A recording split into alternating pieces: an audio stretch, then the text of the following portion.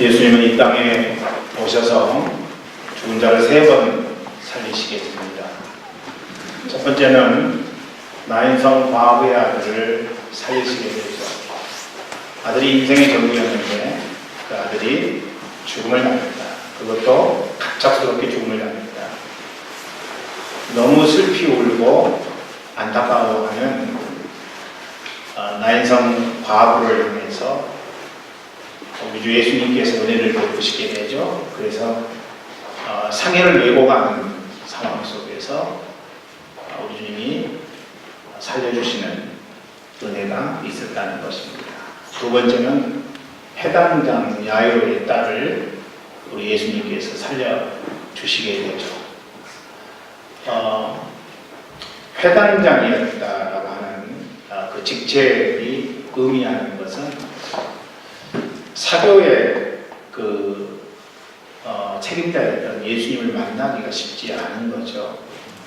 그럼에도 불구하고 자기의 딸을 위해서 예수님에게 나아갔고, 그리고 예수님이 드디어 그 회당장 야이로의 집에 가시게 됩니다. 그런데 이미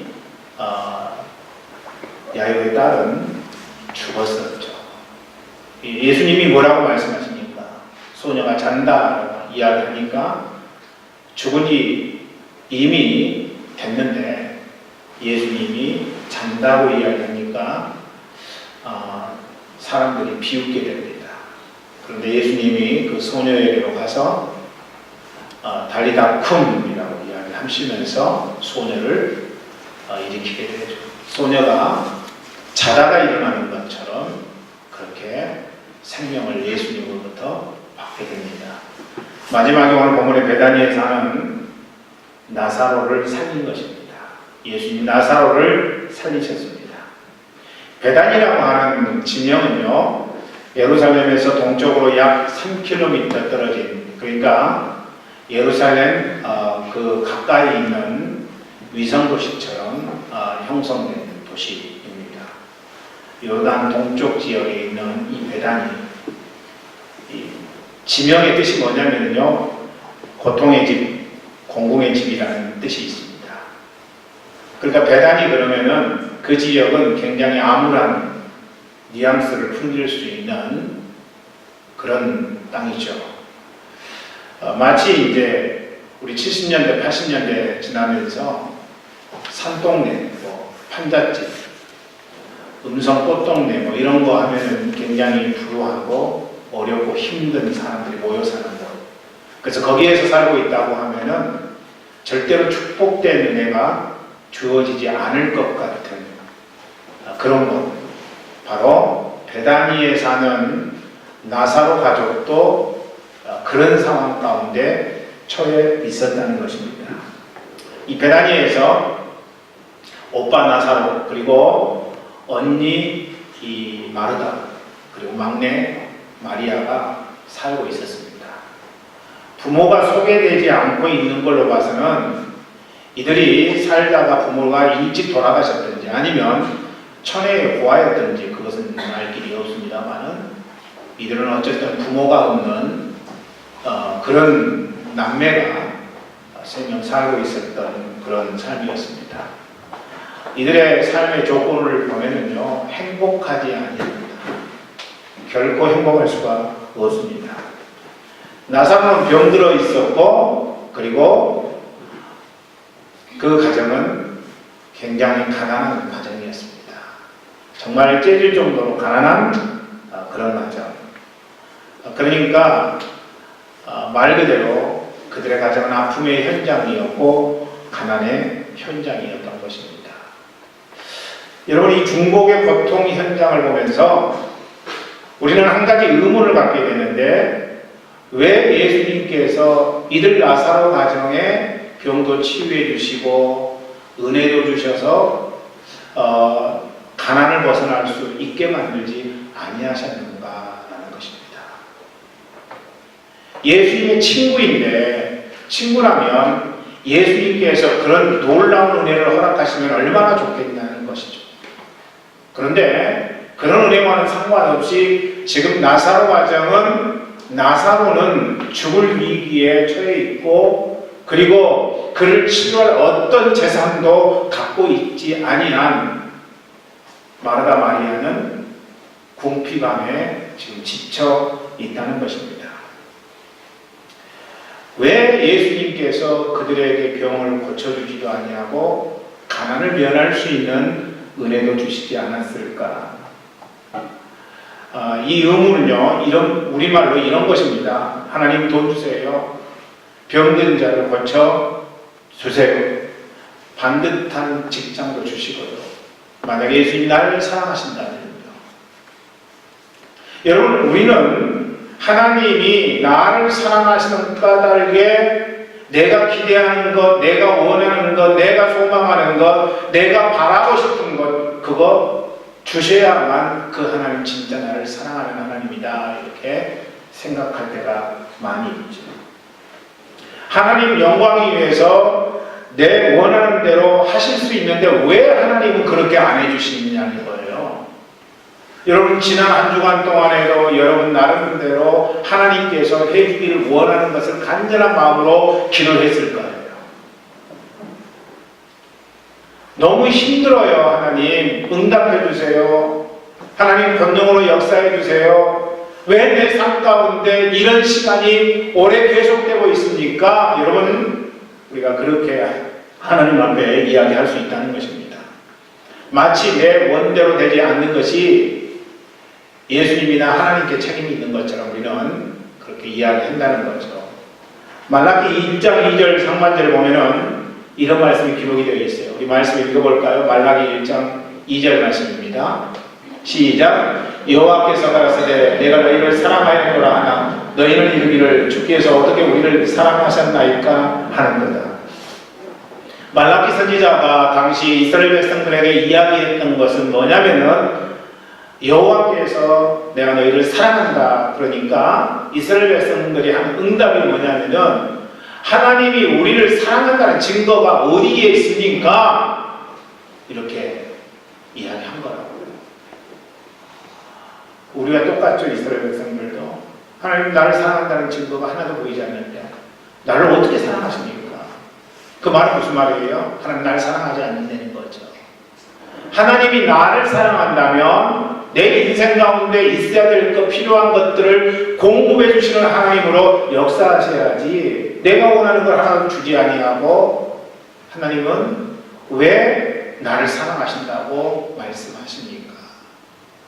마치 어린아이와 같은 응답이죠. 우리 어린아이들이 어떻습니까? 자기 원하는 건 안 주면 엄마 미워, 아빠 미워 이렇게 이야기하잖아요. 그런데 그 짓을 우리도 똑같이 하고 있다는 거예요. 하나님이 이미 주신 것들이 엄청나게 많아요. 여러분이 기억하지 아니하고 생각하지 않아서 그렇지 우리가 마음속으로 하나님 앞에 간절히 소망하고 기대하고 교회 신앙생활하면서 하나님 앞에 간절히 구했던 것 하나님이 주신 것들 엄청나게 많아요. 그런데 하나님이 이미 주신 것들은 하나도 기억하지 아니하고 내 마음 가운데 또 다른 생각 또 다른 소망 그것에 대해서 하나님이 응답하시지 아니하면 하나님은 지난번에 나에게도 아무것도 허락하시지 않은 것처럼 지금도 허락하시지 않는다고 생각하기가 우리는 일수라는 것이죠. 여러분 그렇게 이스라엘 백성들이 하나님 나를 사랑한다는 증거가 어디 있습니까?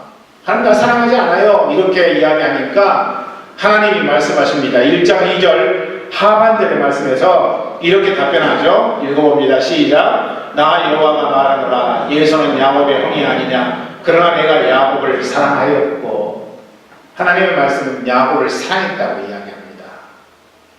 예서가 장난이에요. 예서가 아니라 야곱을 사랑했다고 하나님이 이야기를 하시는 거죠. 하나님이 사랑하면 야곱의 인생 가운데 막 기적 같은 일들이 일어나야 되잖아요. 여러분 삼촌 나아만의 집으로 향할 때 어둠이 환영했고 그리고 길이 너무 험해서 어떻게 가야 될 줄 모르는 야곱이 했단 말이죠. 하나님이 사랑한다면은 그냥 하늘에서도 나이트가 그냥 쫙 져야죠. 가는 길마다 맹수의 위험 속에 있지 아니하도록 하나님이 이끌어 주셔야죠. 얼마나 야곱이 힘들고 어려웠으면 하나님 앞에 소원기도를 하잖아요. 그 소원기도가 뭐예요? 하나님이 베들 땅으로 다시 돌아오게 하시면 이곳이 하나님의 전이 되고 나는 하나님 앞에 11조를 드리며 하나님은 내 하나님이 될 것입니다 라는 이야기를 하잖아요. 고통의 현장이죠. 아니 하나님이 선택해서 야곱을 사랑한다고 말씀하셨다면 안 되는 일 없이 여러분 형통해야죠. 놀라운 일들이 발생해야죠. 기적과 같은 일들이 일어나야죠. 그런데 기적과 같은 일들이 별로 나타나지 아니했다는 것입니다. 예서는 어떻습니까?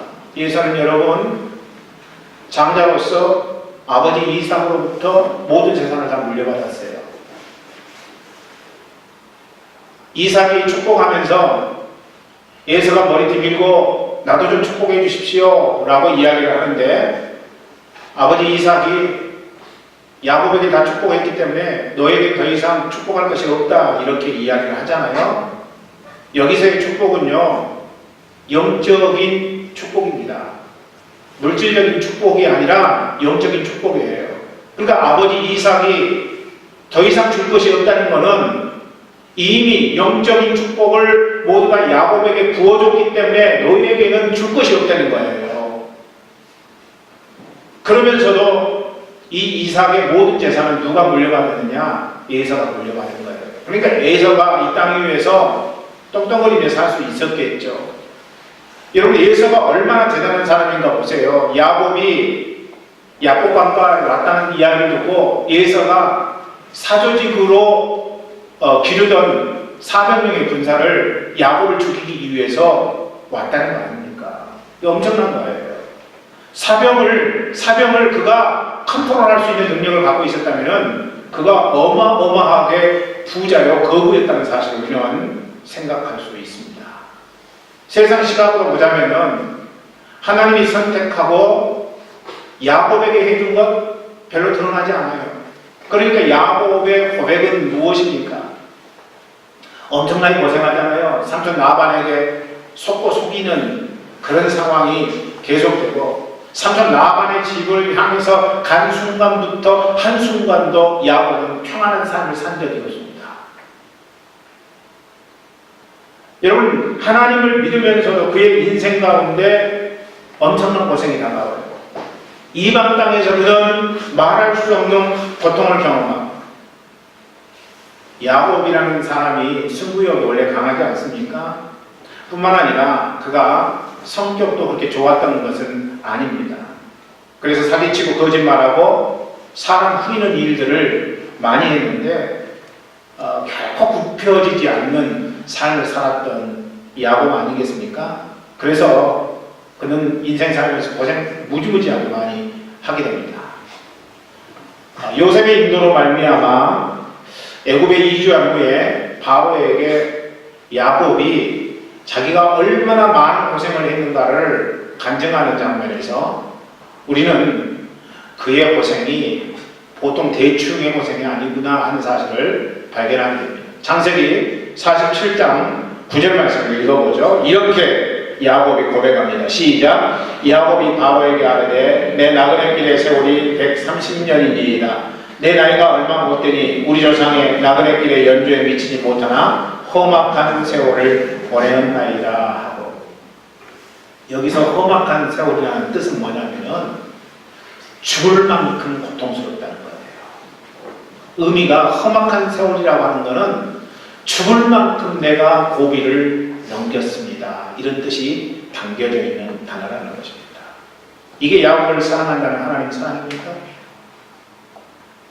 뭔가 이 땅의 세상 사람들이 추구하는 물질의 복, 건강의 복, 술술 잘 풀리는 형통의 복, 이런 것들이 있으면 좋겠는데 지금 야곱의 인생 가운데에는 하나님이 선택한 그 이후에 하나님이 사랑한다는 증거가 잘 보이지 않는 삶이었다는 것이죠.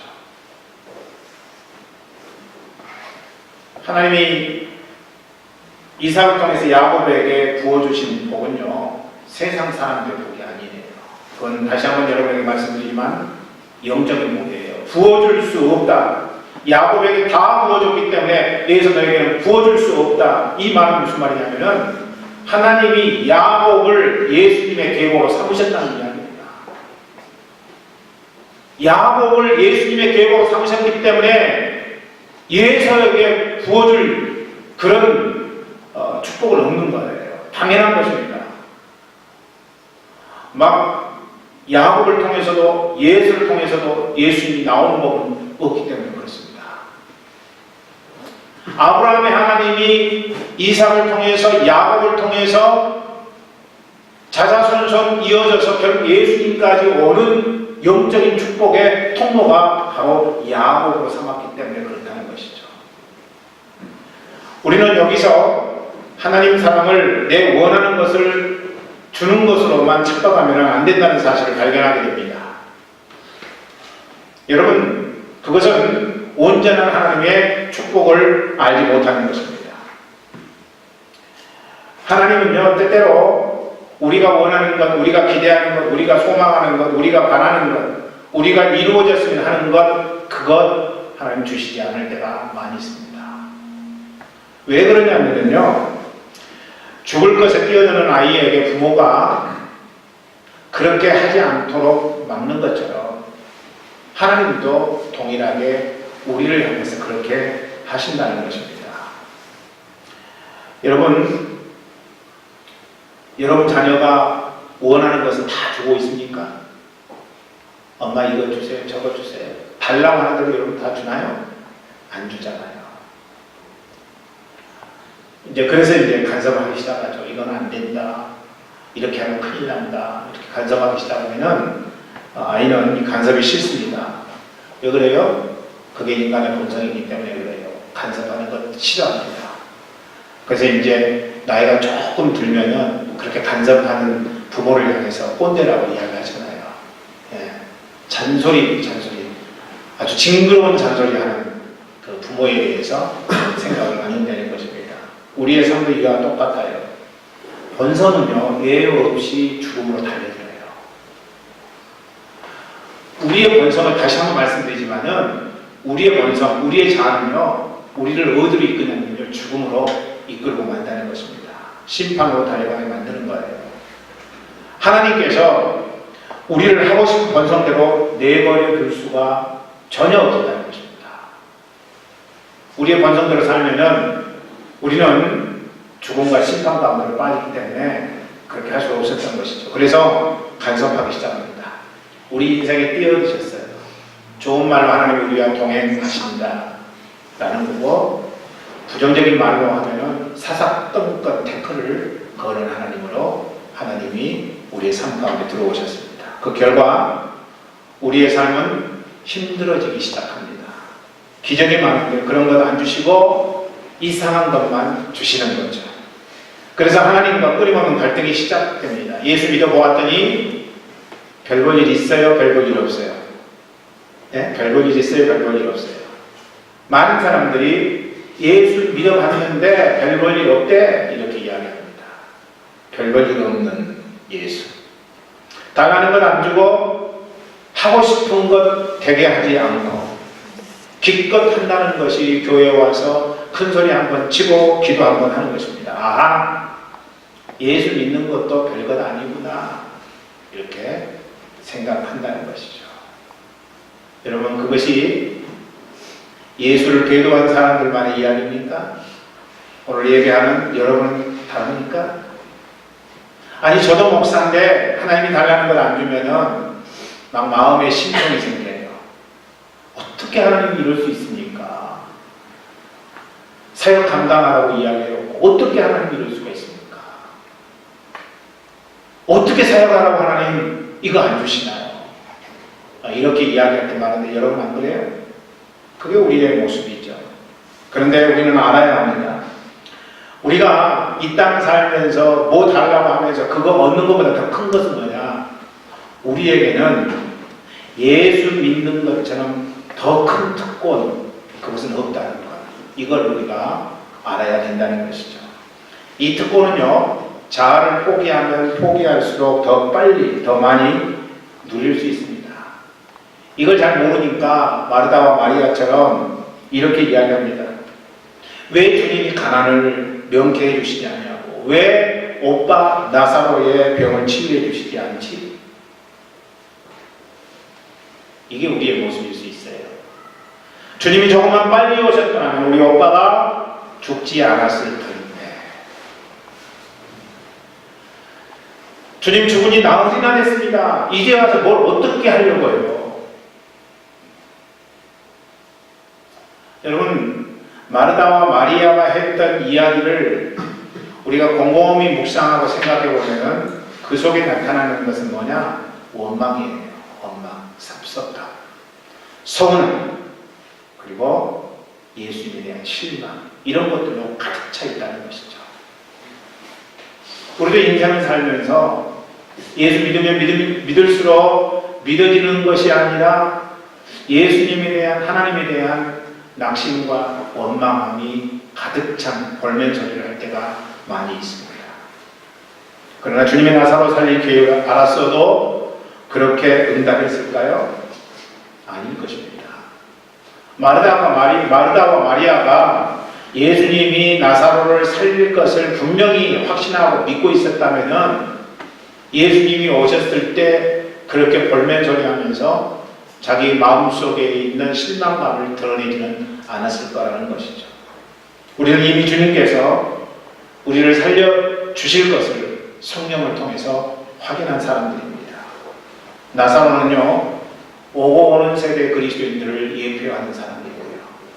그러니까 나사로 보면서 우리 인생도 이와 같이 될 수 있다는 것을 우리는 깨달아야 된다는 것입니다. 그러니까 나사로는요, 대표 단수예요.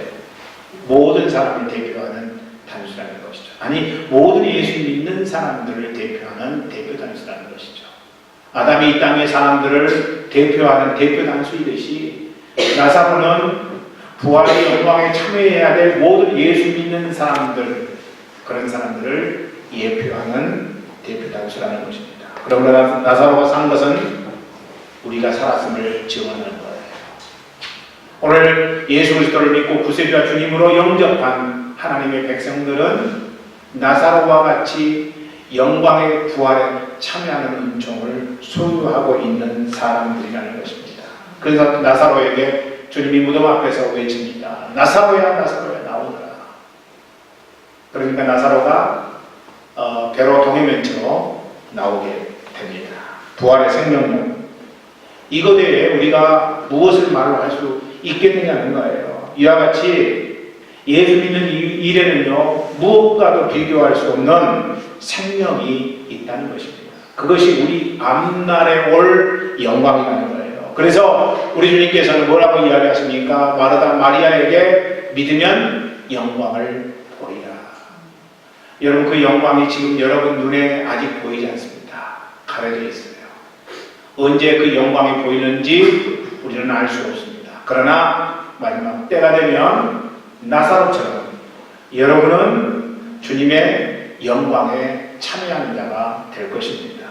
그런데 왜 이렇게 영광스러운 기독교를 자신감을 갖고 믿지 않는가 하는 것입니다.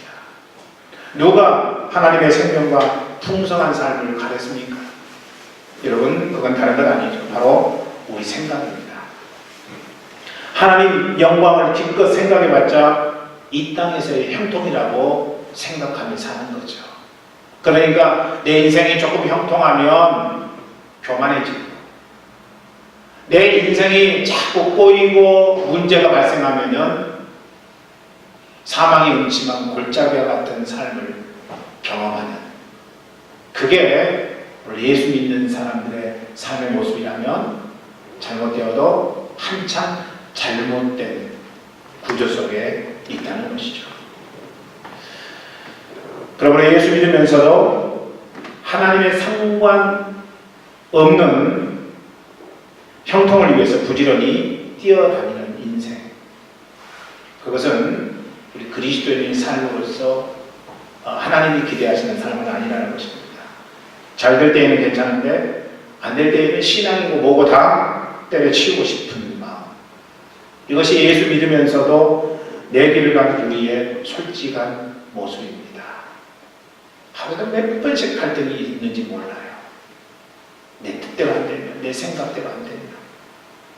하나님의 기적이 없는 것은 하나님께서 무능해서가 아닙니다. 우리를 향한 하나님 사랑이 부족해서도 아닌 거예요. 그것은 우리가 하나님 사랑의 몇 천만 분의 1인 눈에 보이는 것들만 추구하기 때문에 그래요. 눈에 보이는 것. 눈에 보이지 않는 것은 하나님의 기적, 하나님의 은혜가 아니라고 생각하는 세상 사람들과 똑같은 모습으로 살아가기 때문에 그렇다는 것입니다. 우리는 하나님의 영광을 보아야 돼요. 이것이 행복한 신앙생활의 표본이고 근원입니다. 바로 이 부분이 나사로의 가정 가운데 원하는 대로 해주시지 않은 주님의 뜻이 있는 것입니다. 나사로를 죽게 만드시고 그리고 그를 다시 일으키신 이유가 여기에 있다는 거죠. 이 땅 위에서의 형통, 그것이 우리가 부러워할 것이 아니라 하나님이 이미 주신 생명, 그것은 나사로처럼 죽었다가 다시 부활할 것인데 그 생명력을 갖고 있는 자들마다 이 세상을 담대하게 살아가라고 하는 것이 하나님이 우리에게 보여주시고자 하는 의도라는 것이죠. 우리의 영광은 하나님이십니다.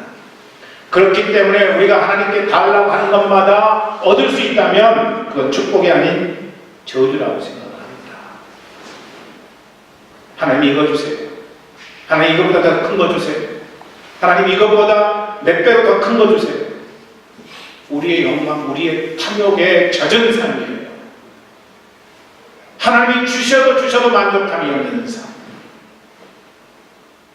그러나 우리는 그것에 대해서 만족하고 만족하지 않고가 아니라 이미 우리에게 허락해 주신 하나님의 생명, 하나님이 세상을 이처럼 사랑하사 독생자를 주셨으니 이는 저를 믿는 자마다 멸망치 않고 영원한 생명을 얻게 하려 하심이라고 하는 이 하나님의 생명을 소유한 그것 때문에 내 인생은 오늘 여러 가지 복잡한 환경과 상황 속에 거하지만 그럼에도 불구하고 나는 감사할 수 있고 나는 기뻐할 수 있고 나는 감격적인 삶을 살 수 있습니다고 주님 앞에 응답할 수 있다면 그런 인생이야말로 진짜 하나님이 기대하는 그리스도인 상이라는 것입니다. 산에서 더덕 몇 뿌리 채취하고 막 자랑하는 사람들 앞에서 어떤 사람이 입을 탁 다물면서 얼굴에 그 이상한 미소를 짓습니다. 어떤 사람일까요? 그 사람은요 500년 된 산삼을 채취한 사람이에요. 신받아요, 신받아. 더덕 몇 뿌리가 지금 문제가 아닌 거예요. 더덕 몇 뿌리 때문에 지금 기쁘고 슬프고 이런 상황이 아니란 말이에요. 신받기 때문에 그 사람은 근원적인 기쁨이 있는 거예요. 동일한 것입니다. 500년 된 산삼에 비교해서 죄송합니다만은 우리는 이미 하나님의 생명을 소유한 사람들이에요. 그렇기 때문에 더덕 몇 뿌리 때문에 기쁘고 슬프고 이런 것이 좌우되지 않는 거예요. 근원적인 기쁨이 우리 안에 있는데 무엇이 주어지지 않은 걸 우리가 그것 때문에 섭섭해하고 그것 때문에 좌절하고 낙망하겠느냐는 이야기입니다. 우리는 신본 사람들 믿습니까? 믿습니까? 뭘 누리라는 거예요? 산삼을 획득한 것에 기뻐하고 감사하는 것입니다. 한 가지만 여러분에게 묻고 말씀을 마치고자 합니다. 나사로가 기쁨이 충만하겠습니까? 아니면 죽었다가 살아난 나사로를 본 사람들의 감격이 충만했겠습니까? 두말하면 잔소리죠. 나사로보다는 나사로의 죽음과 부활을 목격한 마르다 마리아의 기쁨이 제일 컸을 것이고 그리고 그 동네 사람들의 기쁨이 컸을 것입니다. 나사로는 죽었기 때문에 살았다는 느낌이 별로 나지 않았을 것입니다. 다시 말씀드리지만 여러분이나 저나 다 나사로입니다. 우리가 죽고 그리스도와 함께 새롭게 태어날 때 우리의 현장은 감격이고 기쁨이 할렐루야 믿습니까?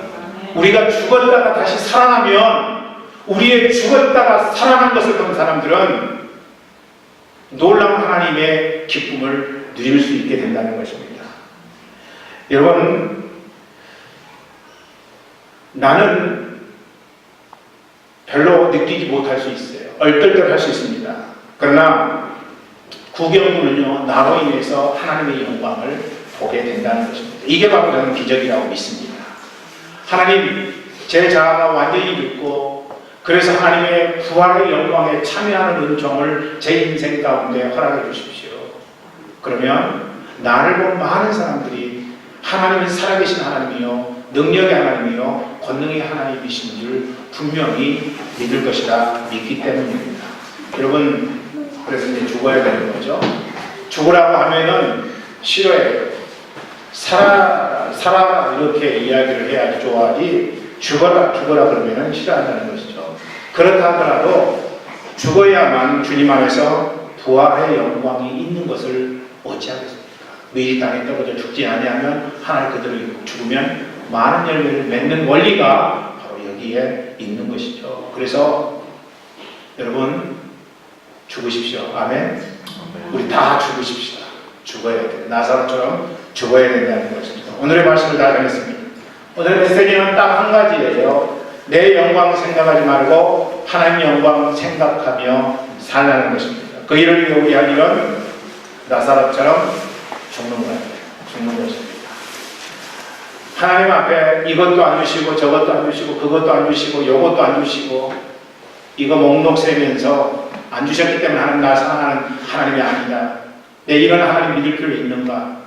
이런 아주 기본적인 이 수준에 머무르는 신앙이 아니라 이제는 그것을 뛰어넘어서 근원적으로 여러분 안에 있는 기쁨을 누리시고 생명을 누리시고 그래서 그 생명 때문에 나는 오늘도 죽고 내가 죽음을 말미암아 하나님 나를 통해서 많은 사람들의 기쁨을 주는 그런 인생으로 우리가 응답할 수 있다면은 하나님은 우리 모두에게 부활의 영광 가운데 참여하는 기적으로 함께 하시리라고 믿습니다. 이제 찬송하시면서 주님 앞에 믿음의 응답을 하기를 원합니다. 우리가 함께 찬송할 찬송은요, 미랄입니다. 미랄. 세상을 구원하기 위해 흘려야 할 피가 필요하다면, 죄인을 대신하기 위해 희생의 제물을 필요하시다면 내 생명 제단 위에 드리니 주 영광 위에 사용하소서. 여러분, 제단 위에 오늘 여러분의 자아를 드리십니까? 몰래같이 우리의 몸을 제단에다가 바칠 수는 없죠.